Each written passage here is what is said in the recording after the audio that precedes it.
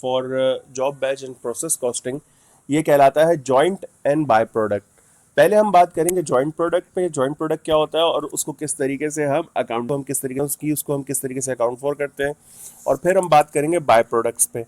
देखो एक चीज याद रखो, when it comes to joint and by product, तो जॉइंट एंड बाय प्रोडक्ट कोई अलग चीज नहीं है, बस उसी प्रोसेस में कुछ चीजें होती हैं जिनको हमें सेपरेट करना पड़ता है, और कुछ चीजें होती हैं जो हम बनाने की कोशिश भी नहीं करते लेकिन वो बन जाती हैं।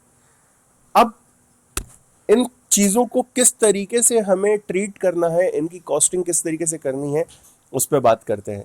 जॉइंट प्रोडक्ट क्या होता है?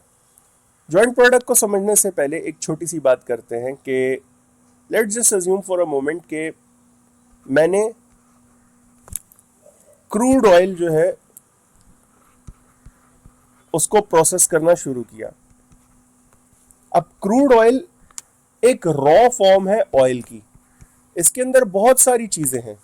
मैं जैसे जैसे प्रोसेस करता जा रहा हूं मेरी चीजें जो हैं वो अलग होती जा रही हैं, बट एक वक्त ऐसा आता है जहां पर मैं आके स्टक हो जाता हूं, जहां पर मेरे कुछ प्रोडक्ट आपस में इंटीग्रेटेड होते हैं। इंटीग्रेटेड का क्या मतलब है? एक दूसरे के साथ मिले हुए होते हैं, मिक्स्ड होते हैं। अब उन मिक्स्ड प्रोडक्ट को मुझे किस तरीके से अलग करना है, या ये जो मिक्स्ड प्रोडक्ट होते हैं इनको फर्दर प्रोसेस करने से पहले इन पे क्या काम किया जाता है, ये हम पढ़ेंगे जॉइंट प्रोडक्ट में।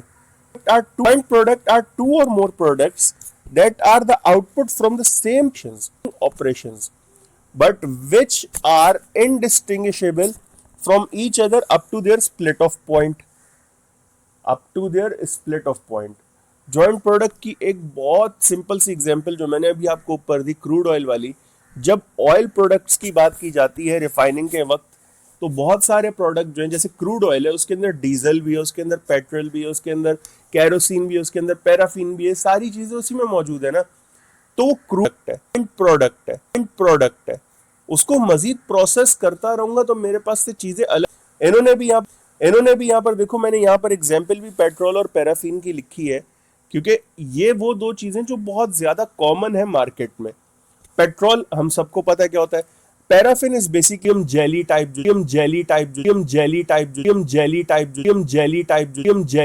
चीज होती है, दैट इज पैराफिन। अच्छा लिखा है until up to their split off point. सही। ये स्प्लिट ऑफ पॉइंट क्या होता है? स्प्लिट ऑफ पॉइंट एक पॉइंट ऑफ सेपरेशन को कहा जाता है। मतलब ये एक ऐसा पॉइंट है जहां पर जाके मेरे जॉइंट प्रोडक्ट को मैं अलग कर सकता हूं, या जहां पर मेरा फाइनल प्रोडक्ट जो है वो प्रोड्यूस हो जाता है। ओके, ये चीज समझ आती है कि स्प्लिट ऑफ पॉइंट इज और point of separation is a point at which the process is finished और the final product has been produced. Okay sir, ये चीज समझ आती है हमें कि मेरा प्रोडक्ट जो है वो फाइनलाइज हो जाता है, या चीजें मेरी अलग अलग हो जाती हैं। जो पहले वाला जो प्रोसेस है उसका क्या करें?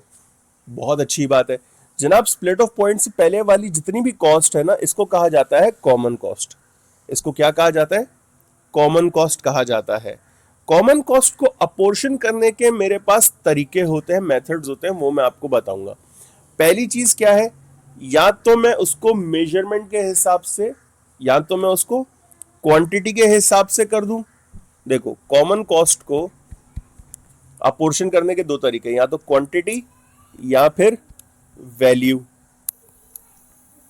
वैल्यू में अब मेरे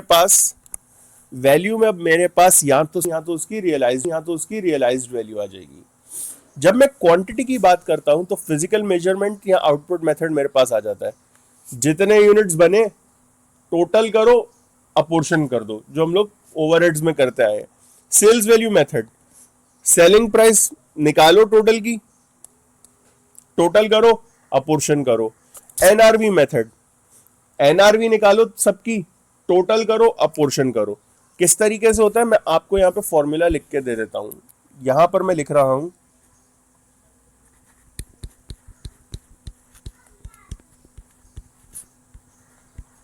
apportionment of common cost.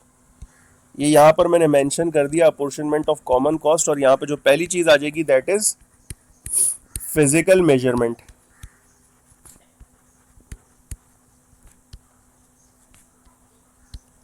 Physical measurement कैसे होती है? कॉस्ट, या यूं कह लो कि total cost divided by total quantity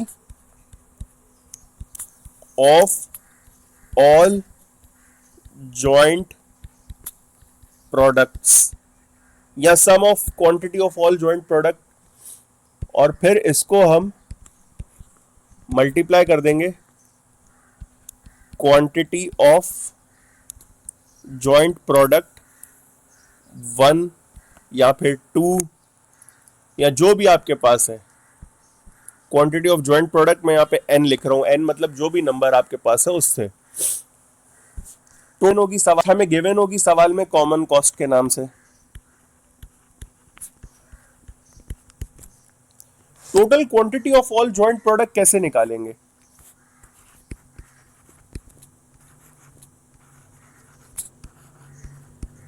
quantity of all joint product हम कैसे निकालेंगे? Sum of all quantities of every joint product. मतलब अगर मेरे पास 3 जॉइंट प्रोडक्ट है, फॉर एग्जाम्पल अगर मेरे पास 3 जॉइंट प्रोडक्ट हैं, तो क्वांटिटी ऑफ, या यूनिट्स लिख देता हूं ज्यादा बेहतर रहेगा, units of joint product 1 plus units of joint product 2 plus units of joint product 3। इन तीनों को ऐड कर दोगे तो मेरे पास क्या आ जाएगा? टोटल क्वांटिटी आ जाएगी। अब जब मेरे पास टोटल क्वांटिटी आ गई, टोटल कॉस्ट आ गई, तो मैंने टोटल कॉस्ट को डिवाइड करना है टोटल क्वांटिटी से, और फिर मैंने इसको मल्टीप्लाई कर देना क्वांटिटी ऑफ जॉइंट प्रोडक्ट 1, 2 या 3 जो भी आपके पास है। ये हो गया मेरे पास फिजिकल मेजरमेंट मेथड। दूसरा तरीका है मेरे पास सेल्स वैल्यू मेथड। दूसरा तरीका क्या है मेरे पास? Sales value method. Sales value method कैसे करते हैं? Total cost divided by total या sum of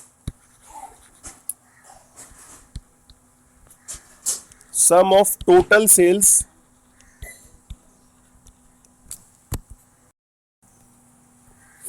total cost divide by sum of total sales, और फिर टोटल सेल्स वैल्यू कर देते हैं यहां पर, और फिर इसको मल्टीप्लाई कर देंगे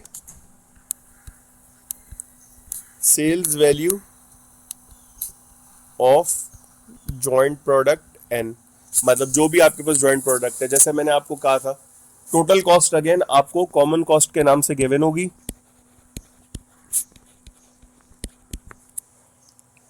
सेल्स वैल्यू टोटल कैसे निकालेंगे? या sum of total sales value कैसे करेंगे?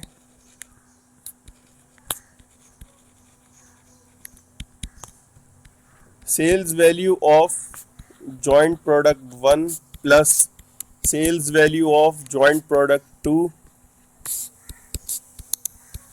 Plus sales value of joint product 3, या एंड सो फोर्थ जो भी आपके पास है।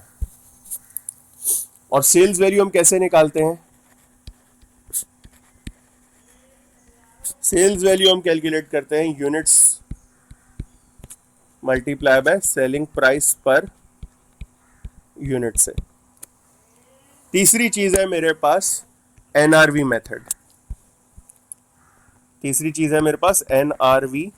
मेथड एनआरवी फॉर ऑल दोस्त जिन्होंने एनआरवी या IS2 नहीं पढ़ा, एनआरवी कहा जाता है नेट रियलाइजेबल वैल्यू को। नेट रियलाइजेबल वैल्यू का मतलब यह है कि इस वक्त ये प्रोडक्ट मुझे इतना पैसा देके चला जाएगा। ये कैसे निकालेंगे हम? Again total cost divided by sum of net realisable value of all या every joint product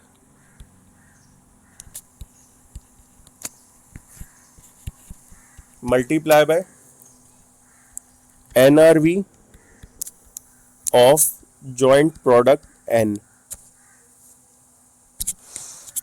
total cost आपको कॉमन कॉस्ट के नाम से गिवन होगी।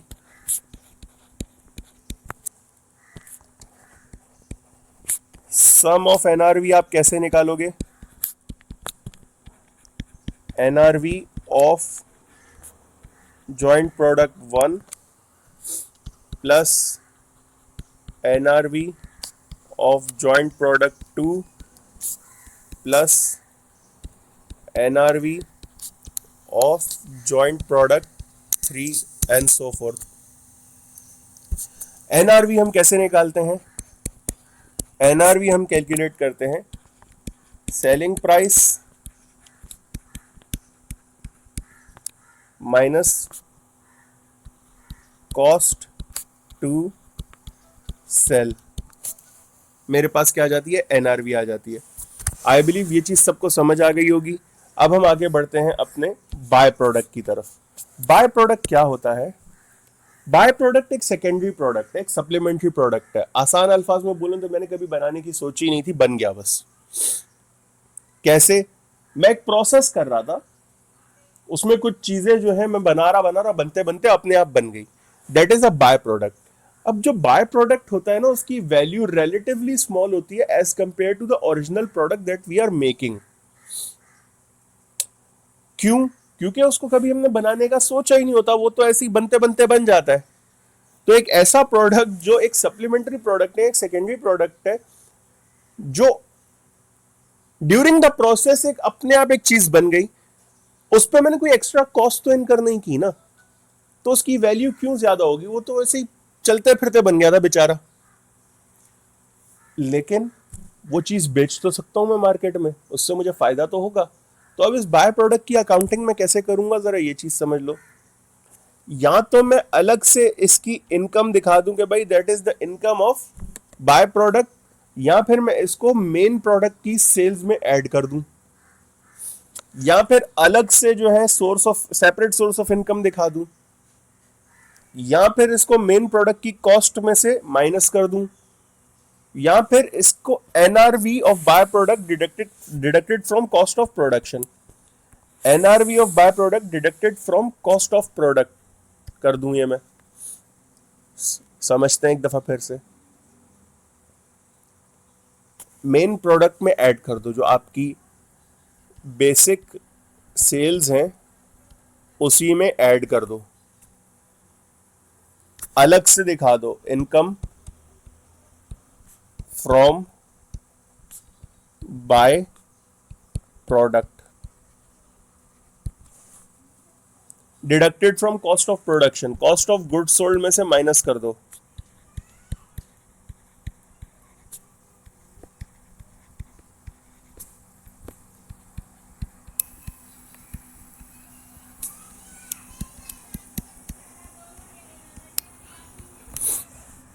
या फिर NRV माइनस कर दो कॉस्ट ऑफ गुड्स सोल्ड में से।